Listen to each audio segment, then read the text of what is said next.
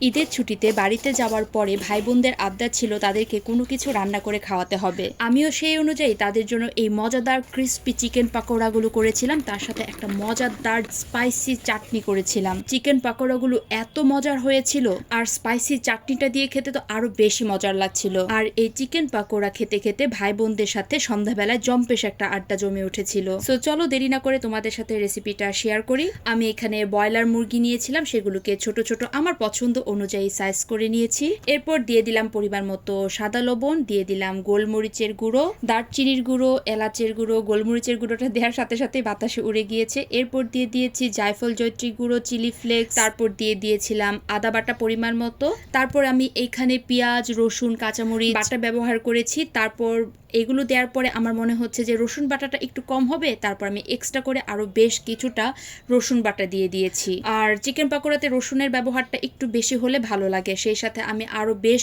অনেকটা কাঁচামরিচ বাটা দিয়েছি। তারপর দিয়ে দিয়েছিলাম জিরার গুঁড়া, ধনিয়ার গুঁড়া, ওয়েস্টার সস, সয়া সস আর টমেটো সস। সেই সাথে আমি দুটো ডিম ব্যবহার করেছিলাম, যেহেতু আমার পরিমাণটা চিকেন পকোড়ার পরিমাণটা বেশি ছিল। এরপর আমি দিয়েছি এখানে পুরো আস্ত একটা লেবুর রস ও অল্প একটু চিনি ব্যবহার করেছিলাম। এই সবগুলো পরিমাণ যার যার চিকেনের পরিমাণ অনুযায়ী দিলেই হবে আর কি, যার যার পছন্দ অনুযায়ী। স্পাইসনেসটাও কিন্তু আমি আমার পছন্দ অনুযায়ী দিয়েছি। আমরা স্পাইস খেতে প্রচুর পছন্দ করি, একটু ঝাল ঝাল হলেই বেশি ভালো লাগে।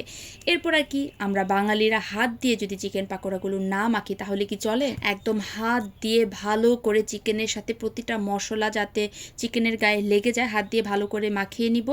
এরপর এটাকে আমি 3-4 ঘন্টার জন্য রেখে দিব ম্যারিনেট করে। এই যে দেখতেই পাচ্ছেন 3-4 ঘন্টা পরে চিকেনগুলো কিন্তু অনেকটাই সফট হয়ে এসেছে, তারপর জলও ছেড়ে দিয়েছে এখান থেকে বেশ কিছুটা। এরপর এখানে আমি কর্নফ্লাওয়ার দিয়ে দিলাম, তার সাথে পরিমাণ মতো কিছুটা চালের গুঁড়ো দিয়ে এগুলোকে আমি আবার ভালো করে মাখবো। একদম হাত দিয়ে প্রতিটা চিকেনের গায়ে যাতে এই চালের গুঁড়ো, কর্নফ্লাওয়ারটা ভালো করে লেগে যায়।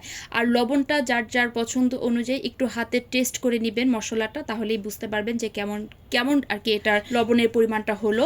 এরপর আমি একটা কড়াইয়ে 1 লিটার তেল দিয়ে দিলাম, সয়াবিন তেল। তেলটা ভালো করে মিডিয়াম গরম হয়ে গেলে আমি একে একে চিকেন পাকোড়াগুলো ভেজে ফেলবো।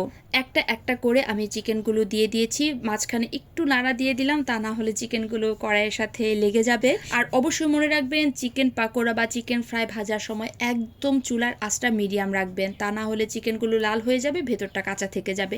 আমি একদম মিডিয়াম টু লো আছে এটাকে বেশ অনেকক্ষণ ধরে ভেজেছি। আমার এই চিকেন পাকোড়াগুলো ভাজা হতে থাক, এই ফাঁকে আমাকে বলে ফেলুন তো আমার এই ভিডিওটা কারা কোন জায়গা থেকে দেখছেন, স্পেশালি ময়মনসিংহ থেকে কারা দেখছেন আর হালুয়াঘাট থেকে কারা দেখছেন, তারা কিন্তু অবশ্যই আমাকে কমেন্ট বক্সে জানাবেন।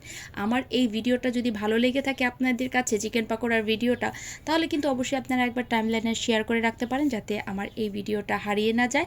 আপনারাও কিন্তু একবার বাসায় অবশ্যই ট্রাই করে দেখতে পারেন। এই তো প্রথম বেচটা ভাজা হয়ে গিয়েছে। এরপর আমি একে একে আরও 4টা বেচ ভেজেছি। অনেকগুলো চিকেন পাকোড়া ভেজেছিলাম, কারণ আমাদের বাসায় সদস্য সংখ্যা অনেক। অল্প করে ভাজলে আর অল্প করে খেলে মন ভরে না, একদম মন ভরে প্রাণ ভরে সবাই খাবে। এই যে চিকেন পাকোড়াগুলো কি সুন্দর একটা কালার হয়ে এসেছে, তারপর আমি নামিয়ে ফেলেছি।